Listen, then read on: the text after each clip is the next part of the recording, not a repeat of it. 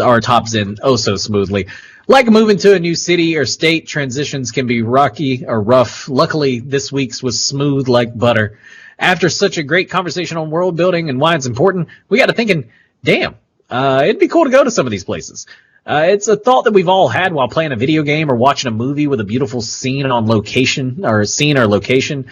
So this week we're breaking down our top 10 fictional places to visit, and I'll be starting us off with number 10, which is none other than Pallet Town in Pokemans. Or Pokemon, as they like to call it. I like to call it Pokemans. But anyway, I grew up wishing I could have taken a similar journey as Ash's Gotta Catch 'em All has been my mantra, as well as the mantra of this land. And, of course, being the very best like no one ever was. That's why we'd like to travel to Pallet Town in the Pokemon universe. We could stop by Professor Oak's laboratory and learn whatever just about catching and training Pokemon. With a bit of luck, he'll even give us a starter Pokemon to help us get started. Then we can head on over to Ash's mom's house. No, I'm just kidding. But sure, it's not the most spacious city if you're looking for some off-game, scenes alone. But we'd love to imagine a sprawling town, filled with delightful Pokemon hijinks. Plus, we figure once we're there, what's the harm in exploring the rest of the Pokemon universe? After all, I do have to catch them all. And especially make that stop over at Ketchum's mom's house. But anyway, that was number 10 on our list, Pallet Town. And Cape, I believe you have number 9 on this week's countdown. Tell the people what number 9 is on the top 10 places we'd like to visit. So number 9 is Aperture Science Enrichment Center. Now, this isn't with Gladys. This is pre-Gladys. And this place was built in Michigan, in northern Michigan in the United States. And of course, Cave Johnson started all this, and he probably did some stuff that probably people would question about today. Some questionable things, and Nazi scientist, lemon grenades, like all kinds of stuff that's like questionable to say the least. I mean, he did what was it? He experimented on astronauts. It started off as a shower curtain company, and eventually he made the portal gun. But instead of Make-A-Wish Foundation, they had a Take-A-Wish Foundation. There's a bunch of random stuff going on, and I haven't played the new addition to the Portal 2 game where you can actually go through time. There's you make one more portal and you go through time, and then you solve the puzzle. And I think I always find looking back in retrospect kind of cool, but also find this one pretty cool because of just there's some shady stuff going on, but I don't know if you would want to be there when all the shady stuff is happening, or if it's just you'll be fine. So you're saying you would just want to do a lab, kind of a tour of Aperture Science before Gladys took over and everything that happened in Portal. Was that what you meant? Yeah. It would be interesting. It'd be like a world of tomorrow. Jim, you don't always have to say that. What about you, Sax? Would you ever go into Aperture Science, or have you played Portal, or is it not your cup of tea? I have not played Portal. It's not so much that it's not my cup of tea. It's just never have played it. Seems like a game though. I try not to overhype stuff because if I set the bar too high, then But I will say that it's on sale randomly for $2 on Steam. Check it out, and Steam always tries to give this game away. It's one of those that Steam is literally please take this game. And it's honestly, it's a fucking good game. So I tell people all the time, if it's on sale, like Cape said, it goes on sale for $2 sometimes. Definitely buy it if you've never played it. Yeah, it's definitely a one-play game though, because it follows a story. God said you can't set the bar too high. Yeah, well, anything you can, because then you just make someone completely uninterested. For Portal, I guess you could. Yeah, but the bar is already set pretty high for Portal. It's probably one of the best games. Honestly, one of the more fun, physics-based games too. Yeah, and I would argue you don't even have to play the first one, but at the same time, it's it still holds up. I watched a friend play it, and so yeah. What do you got? Speaking of hilariously fun games, which Portal is. The setting of number 8 on this week's countdown is from one of my personal favorite ones, and we talked about it a little bit earlier in the show, with the whole Forza engine. But Sax, tell the people what place when you close your eyes you see at number 8 right now. Oh, at number 8, when I close my eyes, I envision Albion in the Fable universe, the kingdom of Albion. Ah, yes, hero. I love to hear that vocals while walking through the kingdom of Albion. It's those little things that make training at the guild worth it. That's right. It's at the guild in Albion where I become trained in a variety of combat styles and become either a loved hero or a feared villain. My favorite. Albion is, it's huge, beautiful open areas. The different cities like Bowerstone, Oakvale, Knothole Glade, and Knothole Island in Fable 2 DLC. Yes. There's a whole bunch of different places. It's so much. It's rich. You know what I'm saying? Bowerstone Castle. It's really, really cool. The different taverns and shops that you can go to. The freaking talking stone doors. The horrors at the bordello. Look, guys, I'm down bad. All right, okay. It's been a long quarantine. It's been a long quarantine. There's a lot of stuff to get lost in an Albion. Did you say talking doors? Yes, there's talking stone doors. The demon. Wow, talking stone doors and horrors. Wow, they both have big knockers. Big knockers. Oh, did him. Not to mention magic abilities to ward off hobs and Wolverines and the like. Down by the reeds are the souls left unbroken by white Wolverines. Okay, that was nerdy as hell. That sounds That good. was beautiful. That was beautiful. That was a good lullaby. We're just gonna go on. I'm a nerd. No. That's why you're here, aren't you? Jake, what do you got at number 7?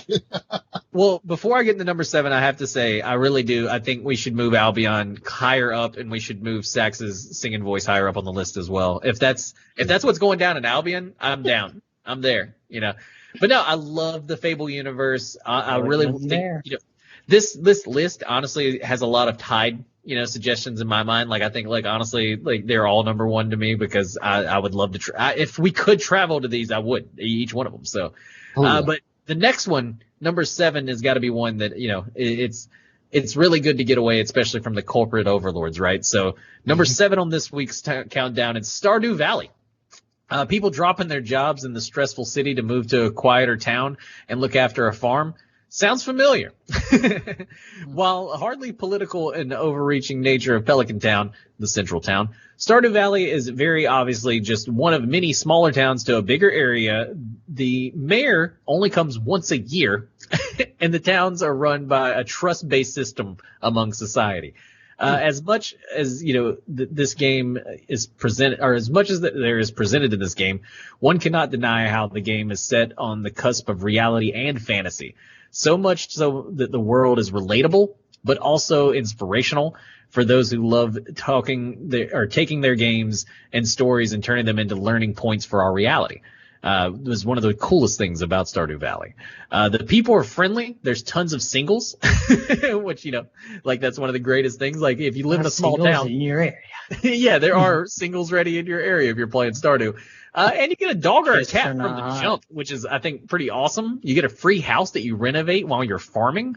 Plus there's adventures in the mines. It's just one of those places where I could 100% see myself, retiring in Stardew Valley. You get to pick, too, if you want to retire on a beach in the mountains or like a normal farm. It's insane. It's one of those things, too, where it's just, capitalism's gotten to such a late stage that, we see more and more people quitting their jobs in the cities and, tech jobs and things like that and doing more things like going outside and, traveling and all that bullshit.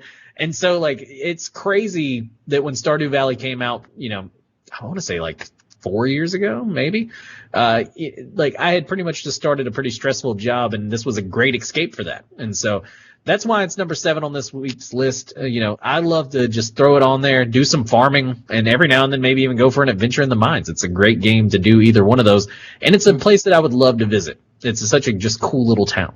But yeah, that's my spiel on Stardew. It actually started on my birthday in 2016. 2016, damn. So it has been out on for my birthday. Yeah, February 26th. Well, but speaking no, of your that's birthday, a very cool one too. What? Oh, yeah. It's my birthday? No. Stardew Valley is got to go to Stardew Valley.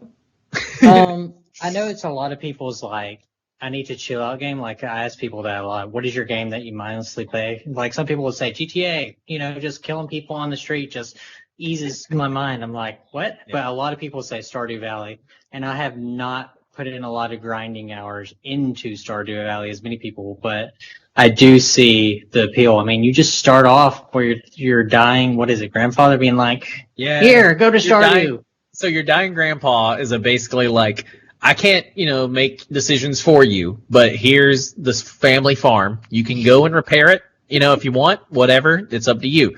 And then like the next scene, like not to give a bunch of spoilers, but you're essentially working at this shitty It's the office first and you're just, yeah. And you're just like, yeah, fuck this. I'm out. I'm going to go work on the farm. And like, that's the next thing you're doing is you're working on your granddad's farm, which is fucking magical. I gotta say, like, I would definitely take that. And so that's why, it ended up being number 7 on this week's countdown. But Kate, you were talking about your birthday earlier. Where would you have your birthday at? This one's going to probably raise some eyebrows. At number 6. Well, first of all, if you want to play Stardew, it's on. I'm amazed. It's literally on anything. It's on everything. Yeah, that's on crazy. Yeah. Once again, taking a trip back in time because I love time travel and I love thinking of things in the retrospect. But Rapture. Don't let the man by your brow. I forgot exactly what he said, but in Rapture, a utopia, mankind, greatest artists and thinkers prosper in a laissez-faire. I can't do the little French roll. Laissez-faire. Environment. Rapture is underway, envisioned by business tycoon Andrew Ryan, and makes it the 6th entry on our list and the first encounter of this magnificent city, torn state in the midst of a civil war, and it's underwater. I don't know if you guys have ever played Portal. Not Portal. Bioshock. Bioshock, yeah. But yeah, the reason I got the game was I got my friend a Spawn comic, and I said, hey, I know it wasn't much, but it's a Batman Spawn comic, and he got me Bioshock, and he said, I know this wasn't much, but it's one of my favorite games, and I think this would be really cool. I mean, I definitely say retrospect because when you play it, it's definitely flood damage, and the city's automated systems and all that is kind of wonky in a way, but in the prime, I'm sure it was really cool because it's very Art Deco, and I mean, I'm a big fan of Art Deco. If you don't know what that is, think of the Daily Planet. But there's just a lot of very what do you call it? Like if you had time in a bottle in a way, captured, if you saw something from, I don't know, you guys know. I'm trying to think of the word. Yeah, I'm trying to help you out, but I'm drawing a blank myself. I'm thinking of the comic books where the Lost City of Kandor. But essentially you just you pretty much have everything encapsulated at that time and the ideals of that time and whatnot. But anyways, I think I would have a birthday there and all that, wear a suit and all that. Maybe just I don't know how the climate would be and all that stuff, but it would be very interesting and, just hang out there until, shit hits the fan. But anyways, number 5, you got something very interesting. Sax, what you got going on? With where you would go. Number 5 on the list of places to go is Konoha, the hidden leaf village in the Naruto series. Ninjas, fishnet clothing, open-toed shoes, and ramen.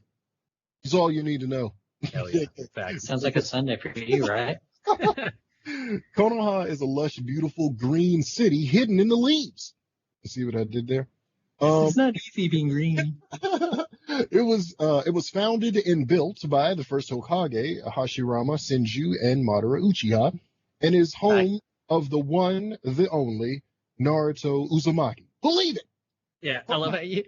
I yell that at my girlfriend constantly because we're watching Naruto right now, and just Naruto says "believe it" so much, and that high pitch "believe it," and so I do that to her all the time. I'll be I'm gonna run and get a Starbucks. Believe it. Oh my! Sounds like you're a televangelist. Jeez. I have no idea what that's. Oh, wow. You gotta watch. You would have to watch Naruto. He yells "believe it" constantly. It's his ninja way. That's the other one too. They always say it's my ninja way, and I go, thank you for reminding me every time what a nindo is, because if you didn't. In the Japanese, in the language, it's not believe it, or my ninja way, it's Dr. Bayo. That's what he says all the time. But that's, again, nerding out. Konoha is known to be one of the greatest of the hidden ninja villages, and it looks like the coolest place to live in general. I mean, it has all the things that you'd find in a regular community, but it's just more cool and ninja-like. So the ramen shop, the ninja academy, the florist shops, the restaurants, the Hokage's mansion, which acts like the center of, the government for the city, kind of like the capital in DC. That is like I would want to live there for real. However, it does have its, not so normal societal areas such as the ninja training grounds, the Forest of Death, the tuning exams location, the ghost town that is the Uchiha district. Rest in peace. But it's those things that make it more ninja. So that's a plus. Just don't want to be there when certain people feel the need to want to destroy the whole fucking city. Well, this is a vacation, so that part. I'm gonna kill the third Hokage and then burn the city to a crisp. You don't take your snake ass. Yeah, I know. Yeah, this is probably what I'm gonna watch next, guys. But you just got through those Japanese names, like, wow, I could not do that. Yeah, Sax is the real weeb here. That's why. This is the Really? weeb. What gave you that idea? This is the weeb. That's hilarious. But no, dude, the ramen alone in the city of the Hidden Leaves is one of those things or the Hidden Leaf Village is like, oh my god, like the ramen alone is one of the big reasons to go there. And I wouldn't mind, eating some ramen with the fifth Hokage, but that's just me. That would be baller. They literally made a real life ramen shop based off of Ichiraku ramen in the anime, which is fantastic. But sounds awesome. But Jake, where are you taking us in number 4 though? Well, we had to take you all the way to Mordor just so we could bring you back home to the Shire. And that's number 4 on this week's countdown. The Shire. There is food in plenty, and there are happy faces everywhere you look. What more does one need? Adventures in the air, the Shire has all of this to offer. We couldn't write a top 10 about fictional places without mentioning the master of high fantasy. Tolkien has managed to create a land so vivid and so realistic that paying attention to the slightest detail that it truly deserves to be called a masterpiece. Now I have to admit it, that Middle Earth is not exactly my dreamland to live in, especially not under Sauron's reign, but one place that I would truly love to visit, of course, is the Shire. It looks so beautiful in the movies with all the green and all the hobbit holes, and it would just be the best place to go vacation for a little while and, I would say decompress, get completely out of it. I don't think they allow laptops in the Shire. And so it's just one of those places where I would love to go and just completely unplug. Plus, it's been confirmed that pipeweed is weed. So I could smoke a bowl with a wizard and a hobbit, and that just sounds like a Make-A-Wish to me. You know what I mean? Like at that point, I'm just literally like, living out some kind of crazy fucking dream in this beautiful hobbit home, getting high as shit with Gandalf. And so that's why it made number 4 on this week's countdown. The Shire, one of the greatest places I believe in fictional. I'm sure wizard weed is completely different than normal weed, though. Like, Yeah, it's probably a little bit more magical. I mean, that's probably facts right there. I'm just saying. You're probably gonna see time after a hit. But while the Shire, it's a beautiful kind of like, and also the city, the Hidden Leaf Village. These are all like, amazing kind of like, I would say wooded areas, right? Number 3 on our countdown is the exact opposite. I don't believe there's a single plant alive in number 3. And so that's why it's going to be interesting to see why Cape had it so high on his list of places to visit. Cape, hit the people with number 3 on this week's countdown. Why? Like, there's probably plants with poison ivy because it's Gotham City. Now, hear me out. This is a vacation, not a staycation. And also, it'd probably be really difficult to get in the Batcave because it's probably highly secure. Well, one of them, because there's many of them. But the ideal one would be the one, like, not retired Bruce, but almost retired Bruce, because the Batcave was essentially a museum in its own. I had to decide between Flash Museum and this, and I'm like, he essentially had a lot of artifacts, like the big dinosaur, the big penny, the Joker card. The Joker card, that's very iconic. I mean, every single Robin, that's pretty depressing. Every single Robin's like costume. Yeah, that is like dead Robins. Like the little thing that opens up to find like a kryptonite ring, but this is probably Gotham would be very interesting to look at because I mean, there's many different versions of Gotham and whatnot, but like as I said, wouldn't want to live there because like there's a run of comics called No Man's Land where an earthquake happened and everyone was locked in Gotham because Gotham is just an island essentially. But I mean, it would be pretty cool, kind of like I did look up online of like what people would say, like why do people even still live in Gotham? Like really? Because like Batman is an urban legend. Because it's just New like, York. No. hey, I'm the Batman. You know, I'm the Vengeance. I'm the Knight. You know, I'm the Knight. I'm walking. Hey. Like, I'm sure he can't just disappear from Jim Gordon. He'd be like, "Hey, have you ever seen that video of Batman running off?" It's great, but still, nonetheless, I'm gone. You know.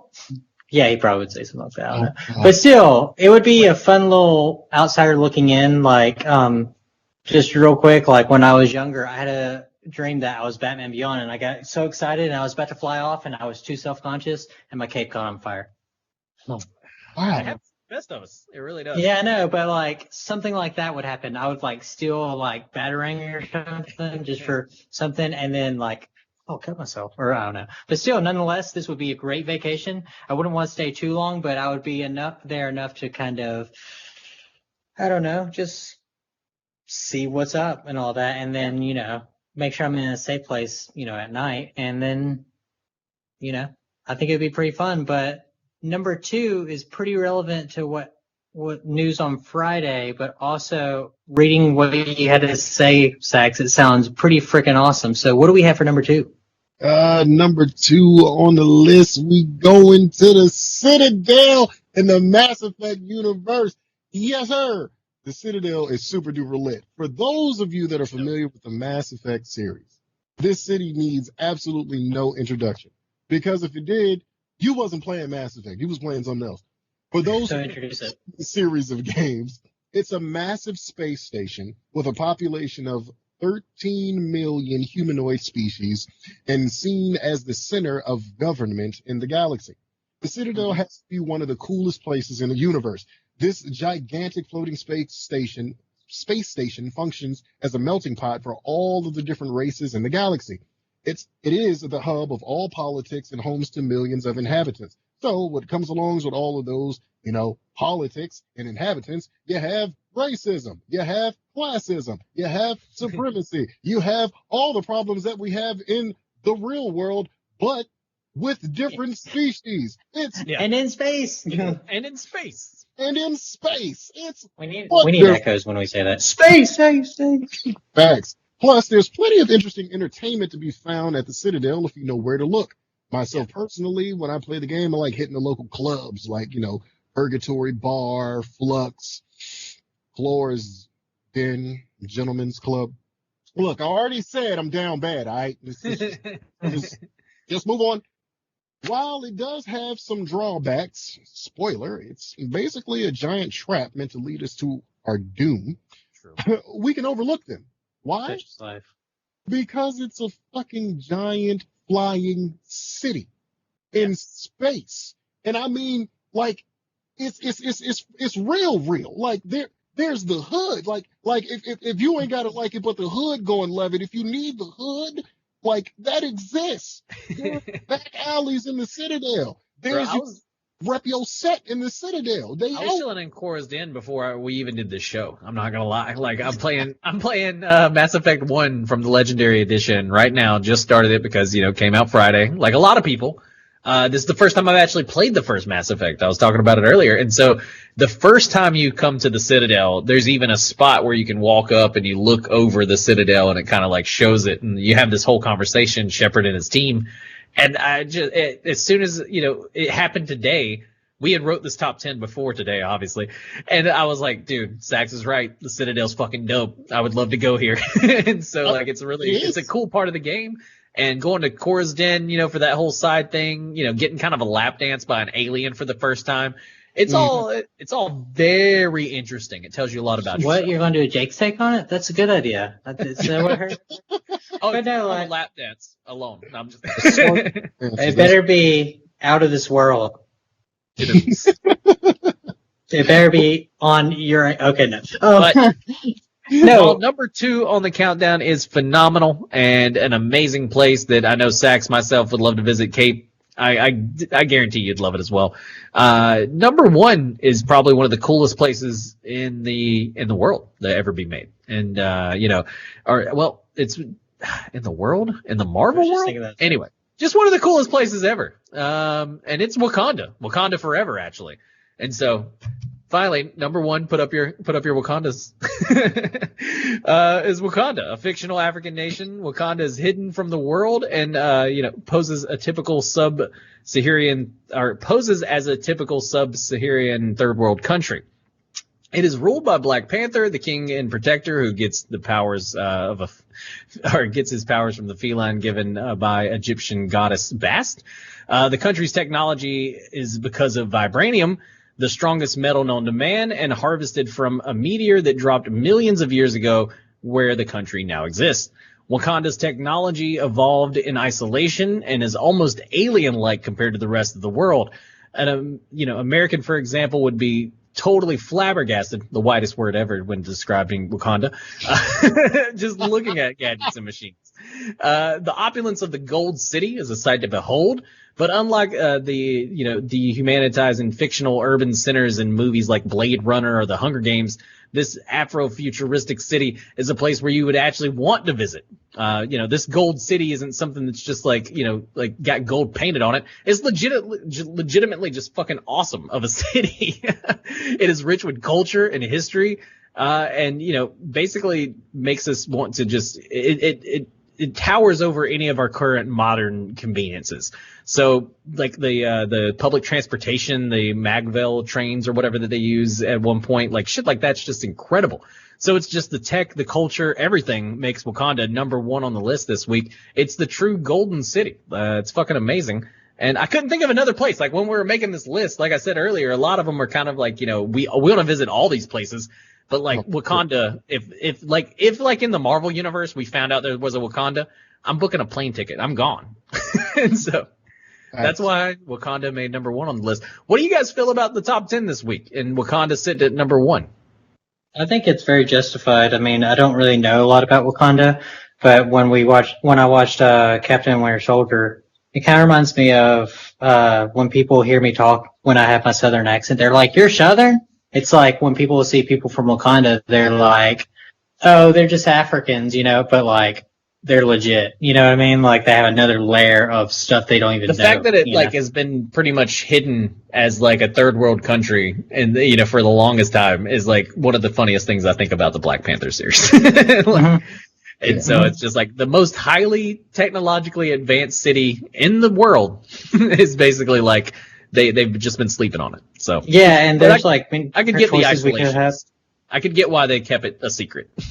Oh yeah, no doubt. I mean, why not? I mean, I think it was a great top 10. I mean, there's a lot of good things, and then I learned quite a bit of fandoms that Sax has, and it's just like there's probably even more that I don't even know. But I mean, what do you think about it, Sax? Excuse me as I sip my tea. Hold on.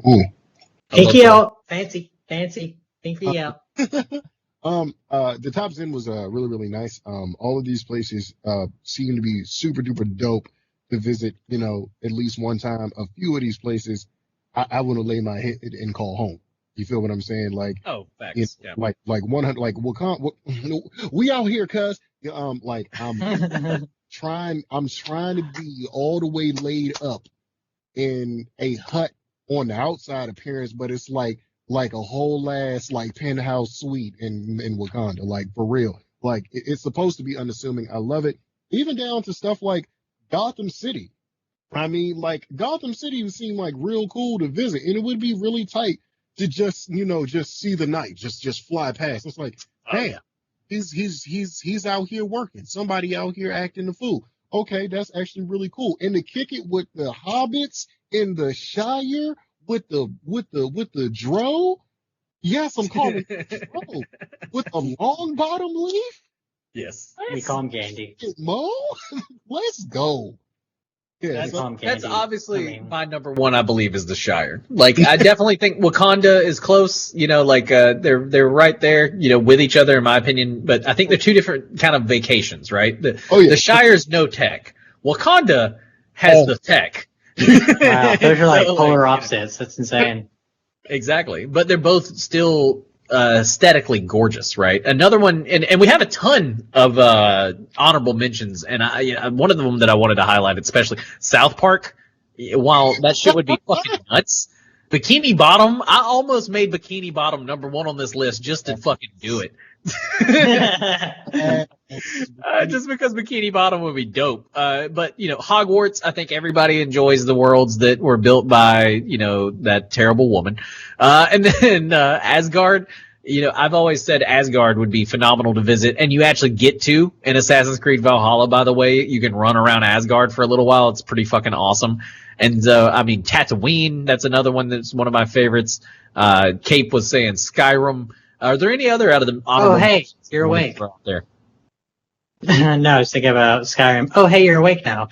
No, I think some places though, like Savage said Firefly's universe. That's always going to be a cool one. I swear to God, if sci-fi doesn't eventually reboot that series and just give the people what they want, like, why has it been so hard? But anyway, that's a whole other episode. yeah, I'm sure that's a whole different.